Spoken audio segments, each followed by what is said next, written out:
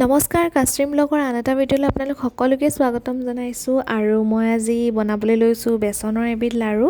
তেনেহ'লে আহকচোন চাওঁ কেনেকৈনো বনাইছোঁ। এয়া মই ডাঙৰ কাপৰ জোখাৰে বেচন লৈছোঁ একাপ, তাৰপিছত পানী দিছোঁ অকণমান আৰু দিছোঁ বেকিং পাউডাৰ। পানীখিনি একেলগে দি নল'ব, বেছি পনীয়া হ'লে দিগদাৰ হ'ব। এয়া মই অকণমানকৈ পানী মিক্স কৰি মই এটা বেটাৰ বনাই লৈছোঁ। তাৰপিছত এইখিনি মিহি হোৱাৰ পিছত মই দুটা বাতিত দুভাগে ভাগ কৰি লৈ ভাগত মই অৰেঞ্জ ফুড কালাৰ মিলাইছোঁ।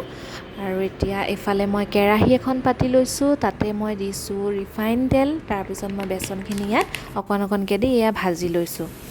আৰু এইখিনি ভাজি হৈ যোৱাৰ পিছত মই দেখুৱাম আপোনালোকক। এয়া মোৰ ভাজা হৈ গ'ল। এনেদৰে আপোনালোকে ডাঙৰকৈ পাৰে সৰুকৈ পাৰে যেনেকৈ পাৰে অকণমানকৈ তেলত দি পেলাই ভাজি ল'ব। ভাজ খালেই হ'ল বস্তুখিনি। তাৰপিছত এয়া মিক্সিত দি পেলাই মই মিহি এটা গুড়া কৰি লৈছোঁ আৰু এয়া হাতত দেখুৱাৰ ধৰণে আপোনালোকে গুড়া কৰি ল'ব। তাৰপিছত মই বেলেগ এখন কেৰাহী লৈ লৈছোঁ, তাতে মই অলপমান মগজ লৈছোঁ, তাৰপিছত কাজু লৈছোঁ 6টামান আৰু লৈছোঁ খেজুৰৰ গুটিখিনি উলিয়াই ল'ব।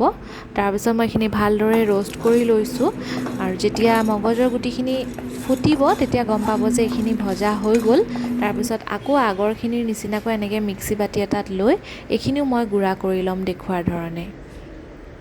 তাৰপিছত মই এখন কেৰাহী পাতি তাত আকৌ নাৰিকলৰ গুড়া অলপমান মই শুকানকৈ ভাজি ল'ম। আৰু এই নাৰিকলৰ গুড়াখিনি যেতিয়া ভাজি হ'ব আৰু এইখিনি কাঢ়ি লৈ পেলাই ইয়াতে মই চুগাৰ চিৰাপটো ৰেডি কৰিম। আৰু চুগাৰ চিৰাপৰ কাৰণে মই এয়া লৈছোঁ সৰু কাপৰ জোখাৰে একাপ চেনি, তাৰপিছত ইয়াত দিম 2 আঙুল পানী দি পেলাই ভালদৰে এইখিনি মিক্স কৰি ল'ম। আৰু চুগাৰ চিৰাপটো যেতিয়া গোটেই চেনিখিনি গলি যাব, গলি সেয়া পানীৰ লগত মিলি যাব, তেতিয়া মই ইয়াতে দিম সৰু চামুচৰ জোখাৰে 1 চামুচ ইলাচীৰ গুড়া আৰু দিম অকণমান ঘিউ। আৰু এইখিনি দি ভালদৰে মিলাই ল'ম। মিলাই লোৱাৰ পিছত গোটেইখিনি মিক্স হৈ যোৱাৰ পিছত মই যেতিয়া আঠা হ'ব চেনি পানীটো, তেতিয়া লাডু বান্ধিবৰ কাৰণে এইখিনি ৰেডি হৈ যাব। এতিয়া গেছৰ ফ্লেমটো এয়া মই বন্ধ কৰি দিলোঁ। বন্ধ কৰি দি তাতে মই কেশৰ 4-5ডালমান দিছোঁ কালাৰৰ কাৰণে। তাৰপিছত দিছোঁ যিখিনি বস্তু আমি গুড়া কৰি ৰাখিছিলোঁ, সেইখিনি গোটেইখিনি এটা এটাকৈ মিলাই ভালদৰে সানি লৈছোঁ। এয়া সানি লোৱাৰ পিছত মই লাড়ু বনাই যাম।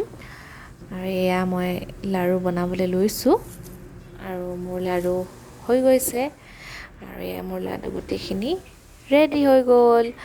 গতিকে আপোনালোকে খাই চাব। এই লাড়ুটো খাবলৈ খুবেই ভাল লাগে।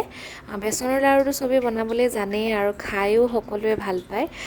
গতিকে মই অকণমান বেলেগ ধৰণে আজি বেচনৰ লাড়ুবিধ বনাবলৈ চেষ্টা কৰিলোঁ। যদি মোৰ ভিডিঅ'টো চাই ভাল লাগিছে তেনেহ'লে মোক এটা লাইক, কমেণ্ট আৰু মোৰ চেনেলটো ছাবস্ক্ৰাইব কৰি দিব। Thank U.